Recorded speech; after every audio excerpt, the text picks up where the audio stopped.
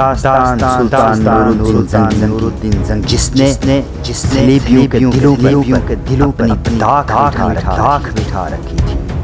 اما جب کوئی لڑکی اپنے گلے پیراہن، ثمر پوش احساسات اور گل اندام جذبوں میں کسی کو اعلیٰ نمود و جلود احساس کا جمال اور تمناؤں کا رس سمجھ کر بسا لیتی ہے تو پھر زندگی بھر اسی کے لیے ہو کے رہتی ہے۔ میرا بھی اماں یہی معاملہ ہے۔ اگر میری زندگی کا فیصلہ امیر کے حق میں نہ ہوا تو پھر جس طرح میں اب تنہا اور مجرد زندگی گزار رہی ہوں، اپنی موت تک ایسی زندگی گزارنے کو ترجیح دوں گی۔ مشال جب خاموش ہوئی تو کچھ دیر سوچنے کے بعد عبدہ نے پھر پوچھ لیا، مشال میری بیٹی، کیا تو نے اپنی اس کیفیت کا اظہار شروع سے ہی مرسینہ پر کر دیا تھا؟ مشال فوراً بیچ میں بول پڑی، کہنے لگی، اس میں کوئی شک نہیں کہ میں شروع دن سے ہی امیر کو چاہنے لگی تھی۔ میں نے اپنی اس چاہت کا اظہار کبھی بھی اور کسی بھی موقع پر اپنی بہن مرسینہ پر نہیں ہونے دیا۔ میں انتظار کرتی رہی کہ وقت کس کروٹ بیٹھتا ہے۔ میرے دل میں یہ وسوسے جڑ پکڑ چکے تھے کہ اگر مرسینہ اور امیر کی شادی سے پہلے میں نے اپنی بہن مرسینہ کے سامنے امیر سے محبت کا اظہار کر دیا تو کہیں میری خاطر میری بہن اپنی محبت کو قربان نہ کر بیٹھے۔ اماں اسی بنا پر میں رات کے گوشوں کو مدار عمل بنا کر باطن کے ماورا اکسو آور خواب لمحوں میں پنہاں آرزوؤں کی طرح بالکل چپ رہی۔ تنہائیوں کی رازدار رات کے تیلاب میں کرب کی زالہ باری کی طرح بس خاموشی کی چادر اوڑے رکھی۔ اپنی بہن کے مستقبل اور اس کی چاہت اور محبت کو سامنے رکھتے ہوئے میں ظلمتوں کی بکھری چادر میں جرم عصیاں کے تحت کی طرح سلگتی رہی۔ میں جانتی تھی مرسینہ دیوانگی کی حد تک امیر کو پسند کرتی ہے اور ان سے محبت کرتی ہے۔ اسی بنا پر اس کے خواب کو سامنے رکھتے ہوئے میں زیست کے دریا کے تند داروں میں دہکتی خواہش سے خونی ہیولوں کی طرح بہتی رہی۔ بس میں اپنی بہن کی خاطر تمدن کے تحلیل دھویں اور گمشدہ حکمت کی طرح بے خودی اختیار کیے رکھی۔ جانتی تھی کہ محبت میں میری رازداری سے کئی طوفان کھڑے ہو سکتے ہیں اور میں ایسا نہیں چاہتی تھی۔ اماں شادی ہی کرنی ہوتی تو ہواؤں کے تمانچوں میں زمین پر بکھرے اوراق کی طرح مجھے کئی نوجوان مل سکتے تھے، اس لیے کہ میں اپنی ذات کو جانتی ہوں۔ میں خوبصورت اور پرکشش بھی ہوں، لیکن مجھے امیر جیسا کوئی ساتھی نہیں مل سکتا تھا جو کالی راتوں کے ٹول میں آسمان پر کمند ڈالتے ہوئے گرجتے ابر کڑکتی برق میں خضر کارواں بننے کی جرت رکھتا ہو۔ امیر نے مجھے بہن اور بابا کو خارزاروں سے سجے گلستانوں اور گناہوں کے نشیبوں سے نجات دی۔ رات کے ماتھے کی سیاہی پر رقص کرتے ظلم و ستم کے خداؤں سے بچایا۔ شب کے اٹھتے بکھرتے لمحوں میں دہکتے دوزخ سجانے والوں، شفق رنگوں میں ظلمت کی اسیری گھولنے والوں سے ہماری حفاظت کا سامان کیا۔ جس روز انہوں نے ہماری مدد کی، اماں میں یقین جانو مرسینہ کی طرح اسی روز سے امیر کو چاہنے لگی تھی۔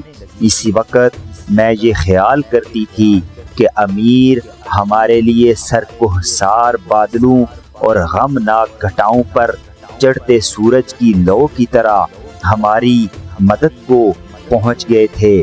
اس وقت میں یہ بھی سوچتی تھی کہ ماہ و سال کے قہر اور صدیوں کا جلال بن کر طوفانی تماشوں کی طرح چٹانوں کو توڑ دیے جانے والے امیر کے دل میں ہی اس کے لیے محبت اور چاہت پیدا نہیں ہوگی، لیکن ایسا نہیں ہوا۔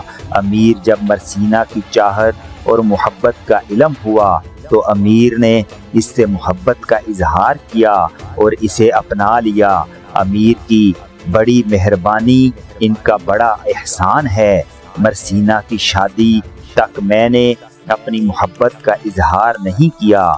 اس کے بعد بھی میرا کوئی ارادہ نہیں تھا کہ میں اپنی چاہت کا راز کھولوں گی۔ صحیح ارادہ کیا ہوا تھا کہ میں غم کے معبدوں اور ہیکلوں میں غم زدہ لمحوں کی یادوں کی طرح اپنی زندگی کے سارے دن گزار دوں گی۔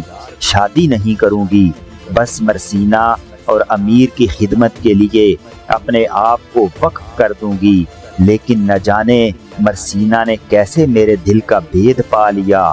میرے چہرے کے تاثرات سے اس نے اندازہ لگا لیا کہ میں امیر کی طرف راغب ہو چکی ہوں، ان سے محبت کرتی ہوں۔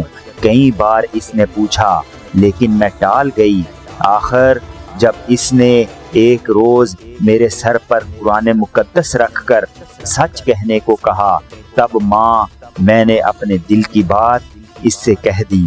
مشال جب خاموش ہوئی تو بڑے پیارے انداز اور انتہائی شفقت میں عبدہ نے مشال کو اپنے ساتھ لپٹا لیا، اس کی پیشانی، اس کے گال چومے، پھر اس کا سر اپنی گود میں رکھا، اس کا سر سہلاتے ہوئے اور اس کی پیٹھ پر ہاتھ پھیرتے ہوئے وہ کہہ رہی تھی، مشال میری بیٹی، اگر یہ بات ہے تو تمہیں فکر مند ہونے کی ضرورت نہیں۔ جس وقت مرسینہ نے تمہارے متعلق مجھ سے گفتگو کی تھی اس وقت میں نے یہی اندازہ لگایا تھا کہ تم نے چونکہ اپنی اس تھوڑی سی زندگی کے ماہ و سال مرسینہ کے ساتھ گزارے ہیں، تم اس سے بے پناہ محبت کرتی ہو، لہٰذا تم کہیں اور شادی کر کے اس سے علیحدہ نہیں ہونا چاہتی اور یہی خیال کرتی ہو کہ مجدد الدین سے شادی کرنے کے بعد کم از کم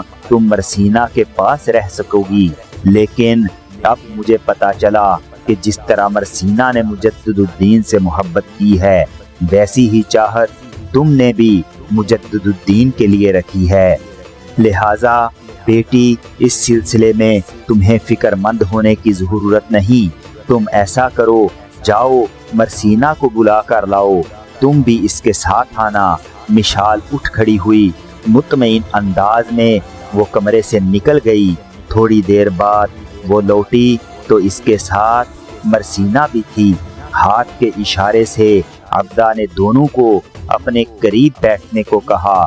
جب وہ بیٹھ گئیں تب عبدہ نے کہنا شروع کیا، مرسینہ میری بیٹی، جو موضوع تم نے چھیڑا تھا اس موضوع پر مشال کے ساتھ میری تفصیل سے گفتگو ہوئی۔ بیٹی، پہلے تو میں نے یہی خیال کیا تھا کہ شاید تمہارے ساتھ رہنے کے لیے یہ مجدد الدین سے شادی کرنا چاہتی ہے تاکہ تم دونوں بہنیں ساری عمر اکٹھی رہ سکو، لیکن اب اس کی باتوں سے مجھ پر یہ انکشاف ہوا ہے کہ تمہاری طرح یہ بھی مجدد الدین کو چاہتی ہے، پسند کرتی ہے اور اس کی زندگی کا ساتھی بننا چاہتی ہے۔ اب تم ایسا کرو، دونوں بہنیں یہیں بیٹھو۔ میری بچیوں، اس گھر میں صرف ہم تینوں ہیں، اس حویلی کے اور بہت سے افراد بھی ہیں جو ایک ہی خاندان کے افراد کی حیثیت رکھتے ہیں۔ بیٹھو، اس سلسلے میں سمرون تمہاری خالہ ازبل، جمارہ، زہران، عبیرہ سے بھی بات کرتی ہوں، تمہارا مقدمہ ان کے سامنے پیش کرتی ہوں، پھر دیکھیں وہ کیا کہتے ہیں۔ بیٹے، جو بھی معاملہ ہو وہ سب کی مرضی سے طے ہونا چاہیے۔ اس کے بعد جب شمس الدین اور خطلق لوٹیں گے اس موضوع پر ان دونوں سے بھی بات ہوگی۔ ایسا میں اس بنا پر کرنا چاہتی ہوں تاکہ اس حویلی میں ہم سب مل کر اتفاق اور خوشی اور اپنی زندگی کے دن سکون سے گزار سکیں۔ اب تم بیٹھو، میں سب سے بات کر کے آتی ہوں۔ مرسینہ اور مشال دونوں وہیں بیٹھی رہیں، جبکہ عبدہ اپنی جگہ سے اٹھ کر बाहर निकल गई थी।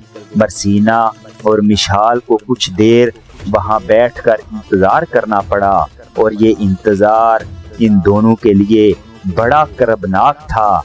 यहाँ तक कि अब्दा लौटी जहाँ से उठी थी वहीं जाकर बैठ गई। थोड़ी देर तक मुस्कुराती रही, फिर दोनों को मुखातब करके कहने लगी, मेरी बेटियों, यहाँ से जाने के बाद मैंने सबको जमा किया और जो बात तुम्हारे साथ हुई इसकी तफसील सबसे कही। अब ये तुम दोनों की खुशकिस्मती है कि वो सारे ये चाहते हैं कि मिशाल कहीं बाहर ना जाए, हवेली में ही रहे और इसे मुजद्दुद्दीन की जिंदगी का साथी बना दिया जाए।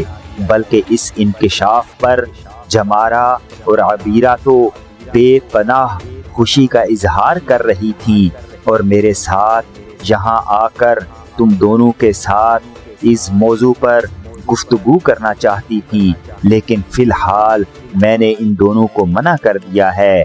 यहाँ तक कहने के बाद अब्दा रुकी, फिर मरसीना की तरफ देखते हुए कहने लगी, मरसीना मेरी बेटी, अब तुम्हारे काम की इब्तदा होगी। तुम मेरे पास इसलिए आई थी कि मैं मुजद्दुद्दीन से कहूँ कि वो मिशाल से शादी कर ले। बेटे, मैं जानती हूँ वो मेरा कहा नहीं टालेगा, लेकिन अगर मैं इस मौजू पर बात करती हूँ तो फिर मुझे खदशा है कि मुजद्दुद्दीन के ज़हन और दिल में कहीं गुमानो ज़न ना उठ बैठे कि मैं खुदा ना करे कहीं मरसीना को नापसंद करने लगी हूँ। मरसीना के साथ मेरे ताल्लुकात ख़राब हो चुके हैं, इसीलिए इसे अज़ियत में डालने के लिए मैं मिशाल की शादी इससे करना चाहती हूँ। बेटे, मुजद्दुद्दीन तुम्हारा शोहर है, तुम्हारी कोई चीज़, तुम्हारे ख्यालात इससे ढके छुपे नहीं। तुम भी इसकी ज़ात के पूरे महल्ले वकू और हाके से वाकिफ़ हो और आगाह हो। लिहाजा मैं तुमसे ये कहूँगी कि जब वो तीनों भाई लौटते हैं तो कोई अच्छा मौका देखकर मुजद्दुद्दीन से इस मौजू पर बात करना। यहाँ तक कहते कहते अब्दा को रुक जाना पड़ा, इसलिए कि मरसीना फौरन हरकत में आई और इसकी बात काटते हुए रूहानसी आवाज़ में बोल पड़ी, अम्मा, आपसे इस मौजू पर मैंने इसलिए गुजारिश की थी कि अमीर आपकी बात किसी सूरत भी नहीं टालेंगे, बल्कि इस बात को आपका हुक्म जानकर तस्लीम कर लेंगे। अम्मा, इस मौजू पर अगर मैं इससे बात करूंगी तो हो सकता है वो मुझे झिड़क दें, डांटें और फिर कह दें कि आइंदा मैं इस मौजू पर इनसे गुफ्तगू ना करूं। अब्दा मुस्कुराई, फिर कहने लगी, मेरी बेटी, ऐसा कुछ नहीं होगा। जब वो लौटता है तो तुम इस मौजू पर इससे बात करके देखना।